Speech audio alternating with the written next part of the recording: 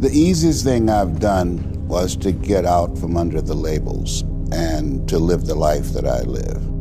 The most difficult thing I've ever done was to believe that I can do it. You have to tap into suffering every day of your life because we have so much scarring that we have to clean up. You have to look at suffering as almost like I look at failure. To succeed, you must fail. In failure and in suffering, all the answers are in there. All the answers to all the test questions. The test is your life. All the answers are in there. You don't have to live in suffering and pain and failure all the time. You have to learn, I need to visit it. Like people hate working out. You're only going to visit working out maybe an hour a day. 23 other hours of the day, you're not in it. But how you become in shape is you must visit suffering, visit working out 1 hour a day. Visit suffering 1 hour a day. Visit your past failures 1 hour a day. The relationship with it is the answers are in there. They are in there. Within the suffering, go in there, and I call it the live autopsy. The live autopsy. How you find out someone died? They crack you open after you're dead. How you can live is do it while you're alive. Go back in your brain, crack it open while you're alive. Don't wait until you're fucking dead to figure out why you died. Do it while you are living.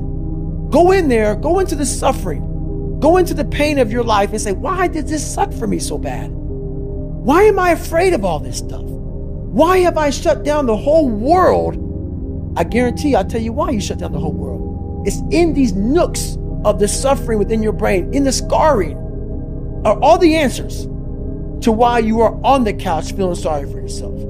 They lie within the scars. Visit them for at least an hour a day, study them, and then you'll find out more about yourself. You will then grow. So don't look at it as every day I suffer.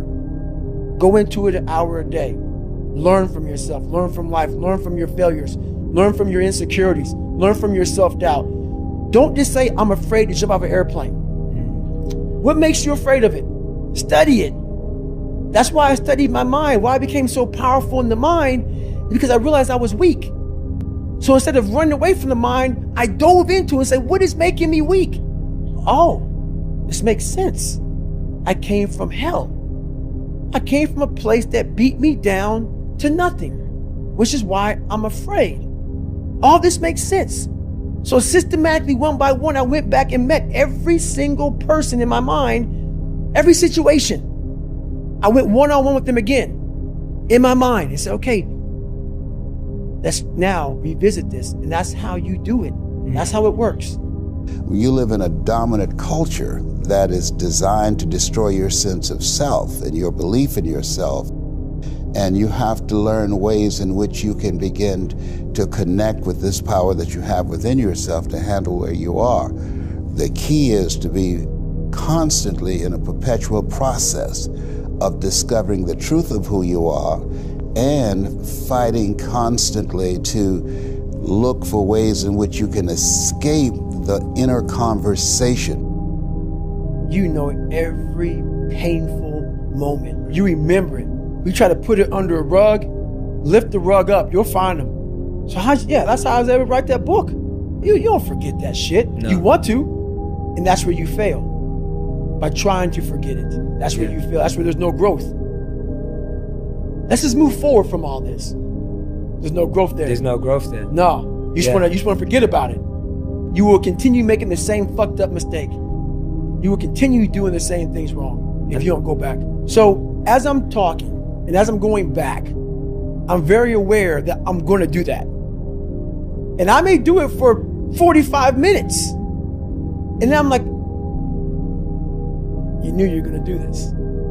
You have to be very aware of the conversation you're having while you're doing it. Because your mind chooses the path of least resistance.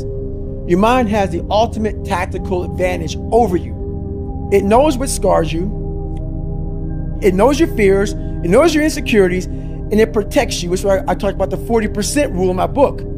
The 40% rule is all about the brain has the tactical advantage over you. It knows and it keeps you away from all that. That's why it says don't jump out of an airplane. Don't go in the ocean where there's sharks.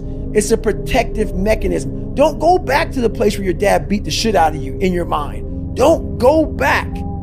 The brain protects you, but protects you so much, it doesn't allow growth. So the brain is an amazing thing, but the brain controls you. You must control it.